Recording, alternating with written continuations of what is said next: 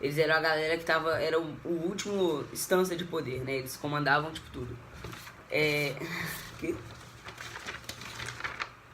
Ah, relaxa. Eles eram, tipo, a última instância do poder, né? Aí a gente tem o Real Supremo Conselho das Índias. Ele dava os cargos aos funcionários e ele fazia as leis também.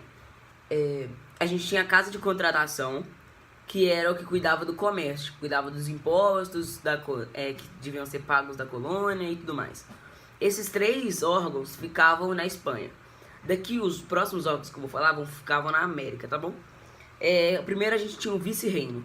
O vice-reino era uma divisão da colônia em áreas mais ricas. Tipo assim, eram divididas em áreas não muito... Eram grandes as vice-reinos? Mais ou menos, tipo, eram maiores que as capitanias. Mas os vice-reinos eram áreas da colônia onde eram mais ricas. A gente tem agora a divisão das capitanias, que são as divisões da colônia em áreas de exploração, desculpa. A gente tem as audiências, que são as pessoas que são geralmente espanhóis, que cuidam da parte jurídica do processo. Essas audiências, né, que no caso são pessoas, geralmente participavam dos cabildos, que também é outro órgão, que era tipo a Câmara Municipal, vamos dizer assim. Era a Câmara onde a galera se reunia para poder falar sobre a administração de uma cidade um pouco menor. Agora, o que vem depois disso? Não. Pirâmide? Tá, enfim. Agora a gente tem a pirâmide social da Espanha. Primeiro, em cima, tinham chapetones. Se você não souber como é que escreve, é Chapetons. Chapetones. Que eles eram os espanhóis que cuidavam da administração. Depois a gente tinha os criolhos, não sei, CRIO2LOS. Eles eram filhos dos chapetones e eles eram os filhos mais ricos, tipo assim. Oi? Sim, eles eram todos nascidos na América. Aí depois disso a gente tinha os mestiços, que eles eram chapetões ou criolhos que casaram com nativos e tiveram filhos. Esses filhos são os mestiços. Eles são trabalhadores assalariados e tudo mais. E depois a gente tem os nativos, ou índios no caso, que eles são trabalhadores compulsórios, eles trabalham... como que fala, gente, os trabalhos compulsórios que tem? Como que é? Segura aí, time. Teste. Tá, enfim, eu não vou achar aqui os trabalhos compulsórios, mas eles são trabalhadores compulsórios. Depois eu acho quais são os trabalhos compulsórios que existem. É escravidão e tem mais dois. Acho que é mita e encomenda. Trabalho compulsório. Tá, não sei. Enfim, eles são trabalhadores compulsórios e eles faziam a mita e o repartimento. Mita / repartimento é a mesma coisa. E também faziam a encomenda. A mita ou repartimento era tipo assim, quando você dominava o povo, todo o povo servia de mão de obra pra colônia. Tipo assim, virava mão de obra pras minas, geralmente, e tal. Agora, a encomenda era quando você dominava um povo, uma parte dos nativos, tipo, era mandada como mão de obra em troca de catequese. Tipo, em troca de catequização, tá certo? Beleza. Aí depois a gente tem os escravos, que eles vieram da África, né? São negros africanos. E eles trabalhavam nas plantations, que são, tipo, são latifúndios de monocultura escravistas, tipo assim, com um trabalho escravo. E eles tinham foco para exportar as coisas, os produtos. E a América colonial na parte da Espanha é só isso. Agora, na parte da Inglaterra, a gente tem eles saem depois, né, para expansão marítima e ficam de fora do Tratado de Tordesilhas. Então eles pegam só uma partezinha da América do Norte que foi rejeitada por Portugal. Não, pela Espanha, desculpa. E eles dividem isso em 13 províncias. Beleza? Eles veem que realmente a terra era muito infértil e não valia a pena eles continuarem ali e tal. Então ocorre a negligência salutar, que foi o seguinte: a Inglaterra abandonou as 13 colônias e deixou elas lá. E isso foi um abandono saudável, porque tipo assim, as 13 colônias conseguiram se desenvolver. Se desenvolveram melhor. E eles se dividiram em parte norte e parte sul.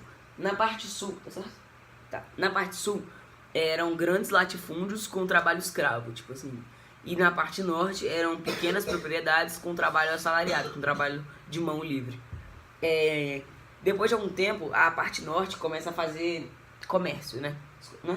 Aí eles começam a comercializar. E o que eles fazem? Eles pegam o açúcar, fazem o rum com açúcar e trocam por escravos na África. Eles pegam esses escravos e vendem pra galera do Caribe. Aí eles vendem pro Caribe em troca de mais açúcar. Então eles pegam o açúcar, transformam em rum, trocam por escravo. E vai fazendo esse negócio, porque isso estava dando lucro, sabe? Ele estava conseguindo pegar mais açúcar do que ele estava gastando. Enquanto a parte sul está produzindo algodão e tabaco para vender para Inglaterra. Só que era muito barato e eles acabam não conseguindo muito lucro. Então a parte da Inglaterra é isso, certo? Eles não conseguiam sair de lá por causa daquelas colinas e por causa do lago grande que tinha lá. E agora na parte da França eles dominam 3 pequenos territórios, são umas ilhas lá no Caribe, a Guiana Francesa e Louisiana. Essas 3, eu não sei bem o que acontece, mas elas fazem a plantation tropical como forma de ganhar dinheiro. Os portugueses agora, que quando eles entram no Brasil, né?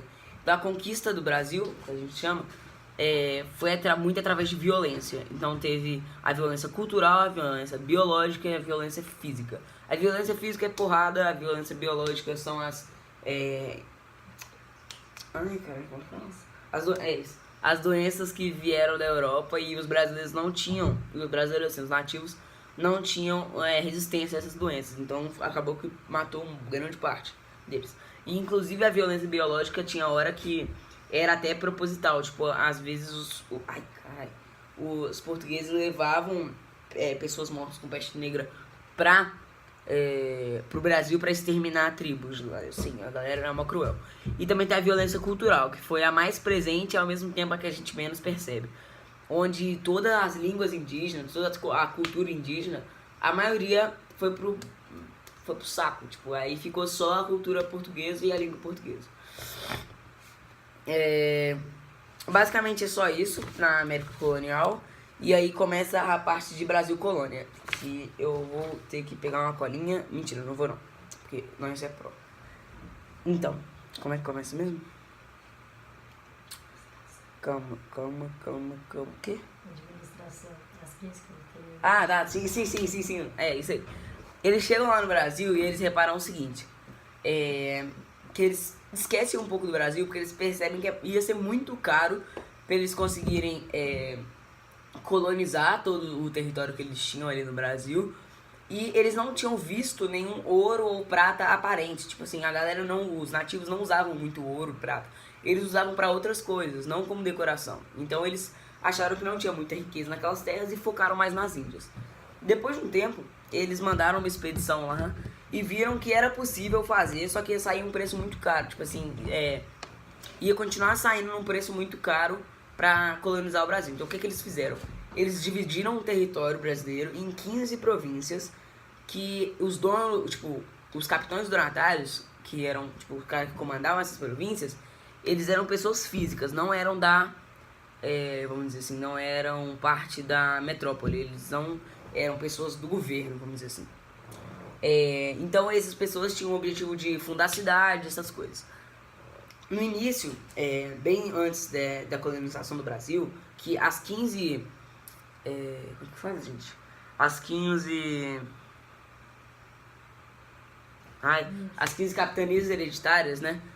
Elas são já a colonização do Brasil em si.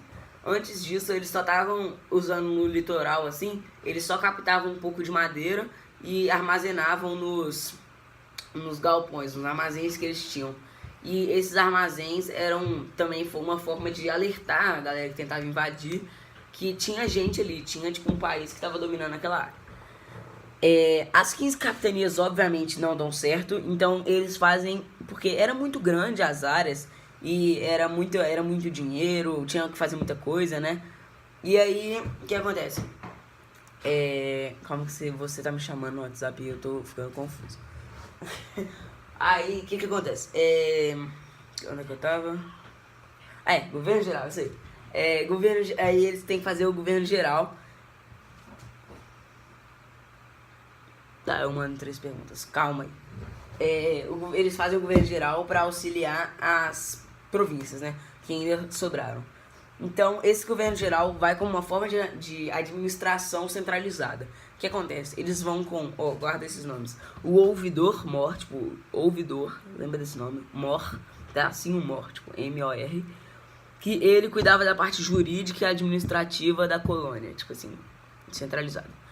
Depois a gente tem o provedor-mor, ele cuidava da riqueza da terra e tal, e dos impostos. Daí a gente também tem o capitão-mor, ele cuidava da defesa do território e também da segurança interna. Tanto das fronteiras internas com a Espanha, tanto das fronteiras externas. E assim foi estabelecida a guarda costeira que ficava rodando assim para proteger o território. Então, na parte de Brasil pré-colonial, já acabou, agora a gente já tá entrando na parte do Brasil já colonizado. Agora só tem mais a parte do açúcar, né? Que é a... Como é que chama? Não, como é que chama o bagulho do açúcar? Sociedade do açúcar, isso aí. Basicamente o que a gente já estudou em história. A galera pegava as canas de açúcar, os senhores de engenho, escravizavam essa parte é muito importante. Eles escravizavam os índios, tipo... E pegavam escravos da África. Vamos ver por que cada uma dessas coisas.